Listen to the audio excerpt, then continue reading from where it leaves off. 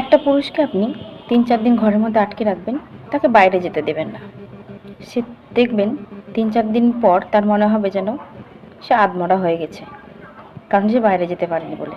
কিন্তু আমরা ঘরের বউরা দিনের পর দিন, মাসের পর মাস, অনেকে বছরের পর বছরও কাটিয়ে দেয় এই ঘরের মধ্যে থেকে, সংসারে কাজ করতে থাকে, বাচ্চা সামলানো, সংসারে কাজ সব কিছু করে বিনা কোনো স্বার্থে, বাইরে না গিয়েও।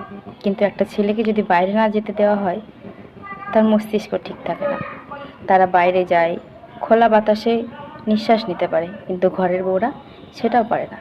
কিন্তু সপ্তাহে একটা দিনও যদি বলে ঘরের বউরা, চলো আজকে একটু বাইরে থেকে ঘুরে আসি, কিন্তু সেটাও বাড়ির মানুষ নিয়ে যায় না। কিন্তু আমরা দিব্যি কাটিয়ে দিতে পারি বাইরে না গিয়ে, কোনো অসুবিধা হয় না। কিন্তু ছেলেরা কি সেটা পারে?